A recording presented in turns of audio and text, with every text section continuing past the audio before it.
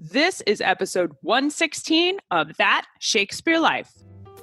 That Shakespeare Life is now available on our very own digital app. This app works on your tablet, phone, or TV and lets you explore the history of William Shakespeare with exclusive content, interviews, and documentaries not available anywhere else. You can cook, dance, and play your way through the life of William Shakespeare, all without any commercials. Find out more at castycash.com/experience and stay tuned after the episode for even more details.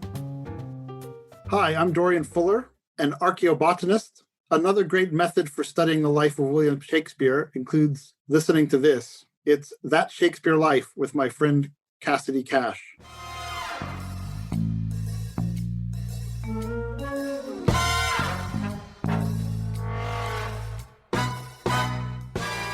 Castles at this time served a purpose of controlling the local landscape, the local area. A lot of castles were held by lords on their estates. They were their power bases, but some castles actually were held by the king, the royalty in England, and they reflected royal prerogative, royal power. So actually, if someone had done something against the king, they were locked up in one of the king's own castles, the place where the king demonstrated and exercised their royal power.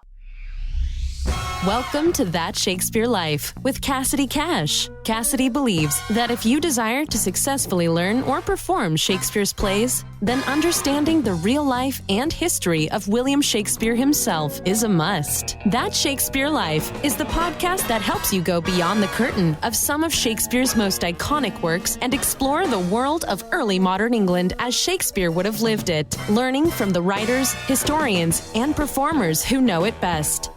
And now, here's Cassidy. One of the most notorious castles in all of English history is Pontefract Castle. Just one step down in the levels of punishment a criminal could receive, short of being sent to the Tower of London, was to find themselves imprisoned in one of the town castles. And none of the town castles were more notorious in its reputation for death and imprisonment than Pontefract Castle. Known as Pomfret in Shakespeare's plays, the bard paints a compelling story about the death of Richard II at Pontefract Castle. But what is the real history behind this iconic location? We've invited our guest this week, Neil Redfern, to visit with us and share the real history behind Pontefract Castle, as well as what's being done today to try and save it. Neil Redfern is the executive director of the Council for British Archaeology, the leading independent charity promoting archaeology and the public participation in archaeology in the UK. Prior to this role, he worked for Historic England, the government's statutory advisor on the historic environment in England in York for 14 years, as a principal inspector of ancient monuments for Yorkshire. He was responsible for delivery of Historic England statutory advice on planning, listed building, and scheduled monument consent applications in the region.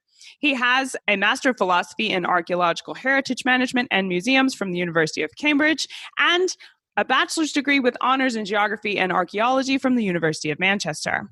He has over 20 years' experience in cultural heritage management, archaeological fieldwork, survey and assessment, and museum practice through working for English Heritage, the Cambridge Archaeological Unit, the Council for British Archaeology, and the Wordsworth Trust. He is particularly interested in the practical and philosophical challenges faced in enhancing participation, securing the conservation and enhancement of heritage places, and articulating their full social economic value to the wider community. Hello, Neil. Welcome to the show. Hi, how are you? I'm doing great. So glad to have you here. Now, by the time Shakespeare was writing his play Richard III in 1593, Pomfret had earned over centuries this notorious reputation for death and imprisonment. But Neil, I thought this was a castle. Is Pontefract also a prison? I think you could argue it's both. It's two things. Castles at this time served a purpose of controlling the local landscape, the local area. A lot of castles were held by lords on their estates. They were their power bases, but some castles actually were held by the king, the royalty in England, and they reflected royal prerogative, royal power. So actually, if someone had done something against the king, they were locked up in one of the king's own castles. Okay, so you've got to view Pontefract as the sense of the place where the king demonstrated and exercised their royal power. Here in the United States, this is comparable to what you might think of as a federal prison, kind of. This is where the really bad guys went. Is that right? Yes, absolutely. And if you were seriously, seriously bad, ultimately you'd go to the Tower of London in London. So William the Conqueror's White Tower. So one step short. Yeah, Okay. absolutely. And so in England, what you had is each county had its own principal town. And in its own principal town, there'd be a castle where the sheriff would dispense the king's justice. So in York, for example, York Castle, which is where Clifford's Tower is where the Sheriff of York basically administered royal justice. It's why you have sheriffs in the United States. I did not know that. I was wondering if there was a relationship between those terms. Shakespeare writes Pontefract Castle as the site where Richard II was murdered. But is this accurate in terms of actual history? I love the idea of actual history, and do we actually ever know? Difficult to say. Sometimes it's hard to actually understand that the distance of time and sources are such that sometimes we cannot always know what is the absolute answer. We do have some sources that Richard II was held at Pontefract Castle, so I think we can be pretty sure of that. Ultimately, did he die there? Was he killed there? Was he murdered there? Again, difficult to actually categorically say that. But Shakespeare must have known something for him to say it, to include it in his play. He was far closer to the events actually happening than we are today. But what you can definitely say is he paints an absolutely compelling, vivid, dramatic story in the languages he uses about Richard's death. Do we know where in the castle Richard II was kept?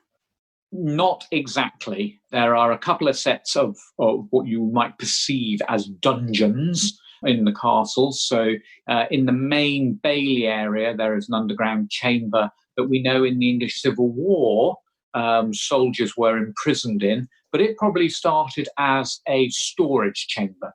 We know in the main castle keep mound, there are a series of passageways and tunnels and smaller chambers. It could be in there, but no, we don't have an accurate, definitive picture of where he might have been held.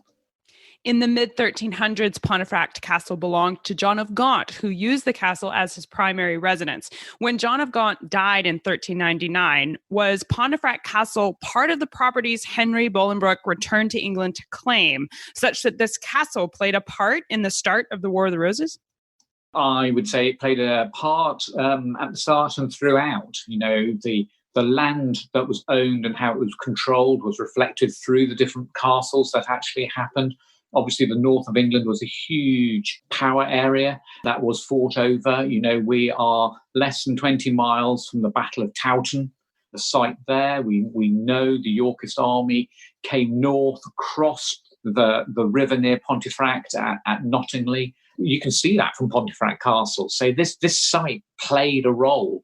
We know, you know, just 10 miles to the southwest, you have Sandal Castle, so the Battle of Sandal Magna, Wakefield. That's where Richard of York ultimately died. This was a hugely important area for the two families and about controlling land. So, yeah, it played a role, although we don't actually know if it was fought over directly, but certainly troops would have been here, the families would have been here, and the power that emanated from the very existence of the castle was really important.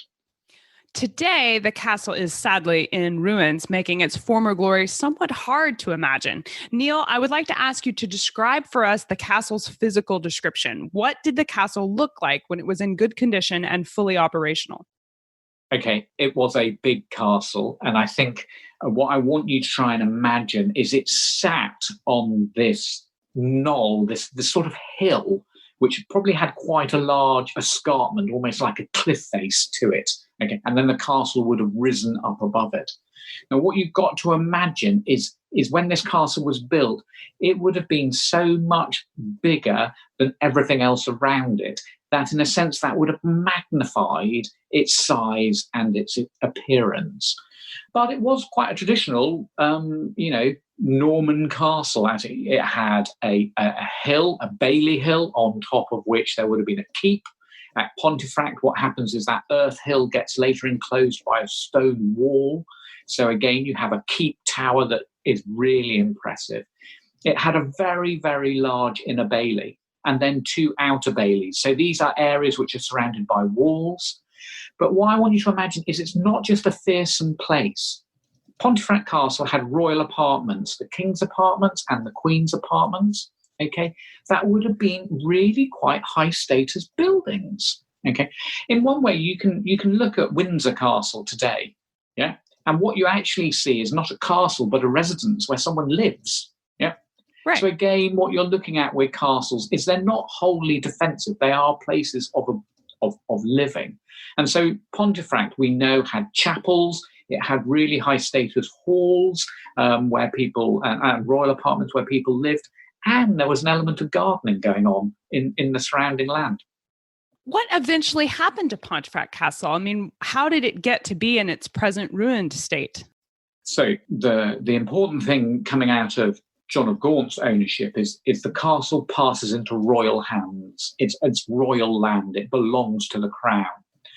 We sort of skip through history and we get to when we're looking at the English Civil War in the 17th century, in the mid-1600s. The castle, when we have the English Civil War, we have Parliament fighting against the royals, against Charles II. Castle is held by the royal faction, and it is besieged. Okay, and ultimately, over the course of the English Civil War, Pontefract Castle suffers a siege. It suffers 3 sieges. That means it's besieged more than any other place in England for a longer period. Okay, Wow. And in order to besiege it, basically the parliamentarians dug a whole series of defensive works around the castle. They encirculated it with siege works, trenches, forts. There were soldiers who were encamped there for years on end as part of this siege. So the castle's basically partly shot to pieces because we've got artillery at this stage and they are blowing great big holes in it. Part of the consolidation works that we've just done, we actually found cannonballs embedded in the walls from that period. Okay. But what happens after the end of the Civil War is 2 things. In order that these castles don't become defensive features for anyone who wants to fight against the government starts a process of wanting to pull them down. Okay. But also at Pontefract, what happens is the people of Pontefract don't want to suffer another siege. So they petition Parliament to pull the remains of the castle down. Wow. Okay. Okay. So what you actually get is this sort of real tension that the town of Pontefract doesn't want to go through such a siege again. And so actually the parliamentarian government doesn't want a royal castle there. And those 2 things mean they pull it down. But also what you've got to see is the people of Pontefract, they want some stone material to rebuild their own houses. What better source than a stone castle? So you get all that material reused again in the town. So it's all scattered around the town. Pieces of the castle are there in some of the buildings. You can go and find it. It's rather like reusing materials today, recycling. Most of the roofs would have been made out of lead. That's a really expensive commodity. So again, that's all melted down and that would have been sold off and used on other building projects. While the actual castle is now in ruins, are the dungeons, which were beneath the castle, still in existence? There are a number of chambers underneath the keep, which access is difficult to, but then there is the dungeon that was effectively used in the English Civil War. That's there, and you can actually go down it. You can get tours of it. It's got graffiti on the walls. It's fantastic. It's properly dank and wet and horrible, but it's an amazing experience. As any good dungeon should be, though, Yeah, absolutely. And there's some really brilliant personal testimony from the English Civil War when people were actually imprisoned in it. So why is the castle called Pontefract Castle today and called Pomfret in Shakespeare's plays? What's the reason behind the different names? Okay, so place names evolve all the time. Okay, so we have to look about what we think the origin of the name Pontefract actually is. My understanding is there 2 derivatives where it might come from. One might be it's about the colour of the soil around Pontefract. It's a very distinct dark soil. The other one is actually it comes from the Latin meaning broken bridge. Okay, and that actually, when you turn that Latin into Norman French, you get the word Pomfret. Okay, and then over time, what happens is that French version of the Latin is effectively anglicised into Pontefract. The really brilliant thing is that language is really dynamic. Okay, And I think what you're seeing when Shakespeare captures that Pomfret is it's that idea that he's giving his story some antiquity. Yeah, he's telling history in his stories. Would they have called it Pomfret instead of Pontefract in the 16th century? Was the castle called Pomfret, or was Shakespeare using like a colloquial nickname sort of for the castle when he said that? I don't know if we'll ever really know which one he's using, but again, very much his use of language, he was good at actually giving a sense of age and distance by using these colloquial terms. But even though he's using different names that they look different, we are sure that he is actually talking about Pontefract Castle.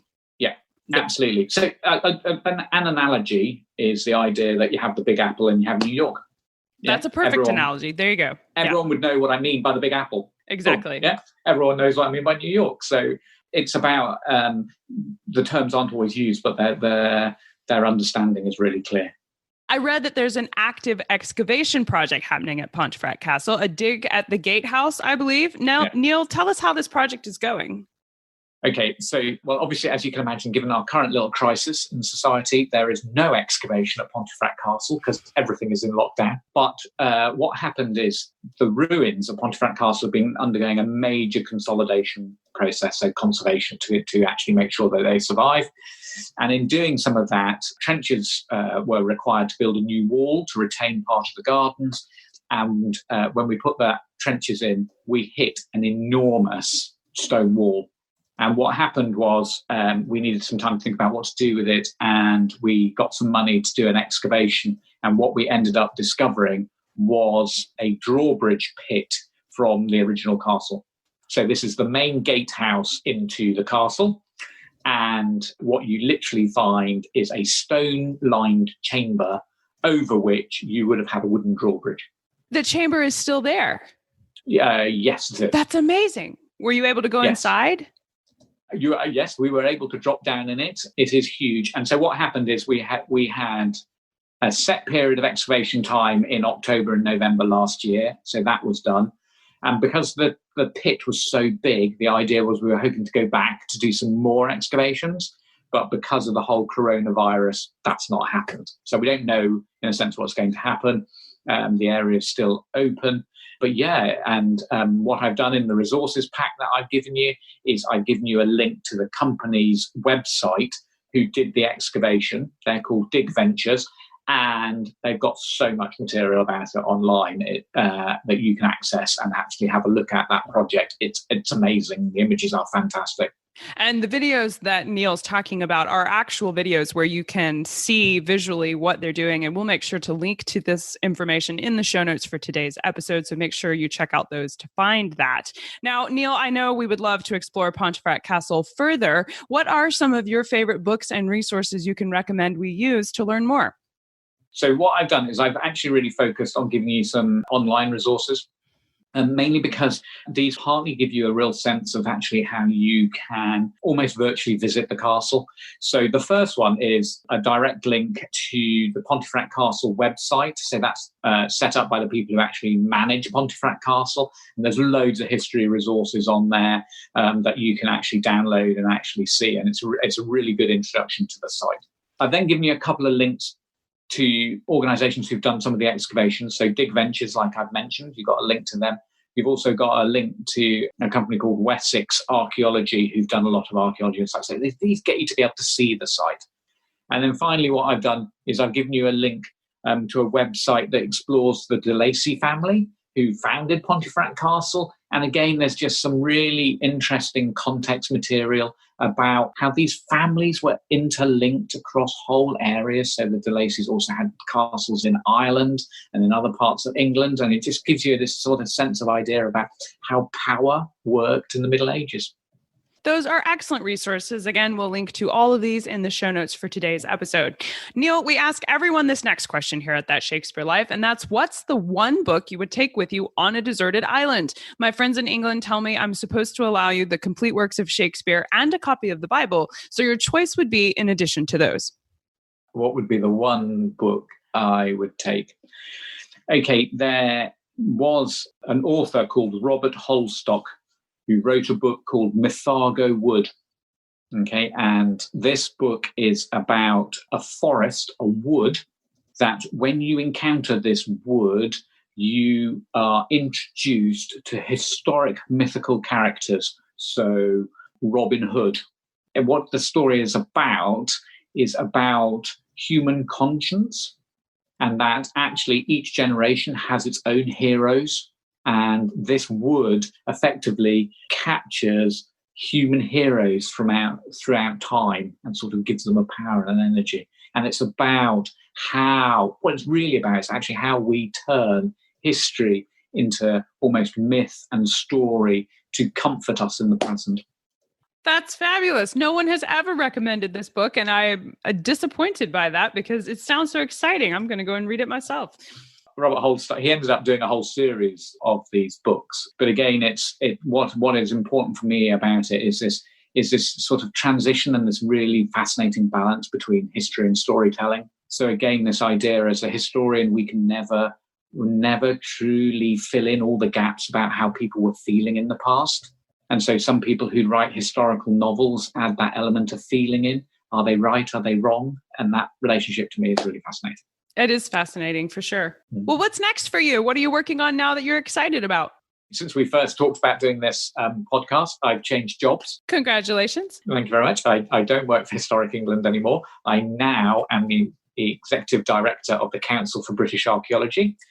So I basically run a charity in the UK that promotes archaeology, promotes the public understanding and participation in archaeology, which is just brilliant. So it's about how anyone can really ask questions about the places they live, how they can explore the places they live, how they can just start journeys of discovery. And again, I've given you a little plug and a little link to our website where you can go on and have a look and see what it is we do.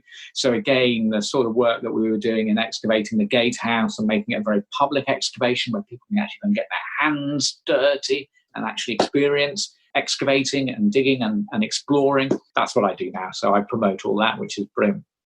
Well, yes, I've had a look at this website Neil's talking about, and their whole organization is very brilliant, as he says. And I hope truly that after the pandemic, the public excavation and just the opportunity that was there to really participate in archaeology firsthand will return again to Pontefract Castle. Neil Redfern, thank you so much for being here with us today and walking us through the history of this glorious castle. This has been a fun conversation. That's brilliant. Thank you very much. To find links to the resources Neil mentions in today's episode, along with video content of the archaeological work that uncovered the main gatehouse at Pontefract Castle, be sure to check out the show notes at CassidyCash.com/episode 116. That's CassidyCash.com/EP116. How would you like to see the video of this week's interview? You can watch this interview as well as other exclusive interviews not available anywhere else right inside That Shakespeare Life app. That's right! That Shakespeare Life is now streaming on our very own digital app. We are very excited to make this available, and not only can you stream podcast episodes anywhere you go, but the app contains exclusive content like activities, games, documentary shorts, expert interviews, and animated plays, all free from ads and available anywhere you might be. You can learn Shakespeare's history from the experts who know him best while you're in the carpool line, cooking dinner, or even while you're working out. Take Shakespeare history with you wherever you go, all without any commercials. Download the app now at CassidyCash.com/experience. That's CassidyCash.com/experience. That's it for this week. Thank you for listening. I'm Cassidy Cash, and I hope you learned something new about the Bard. I'll see you next week. Bye-bye.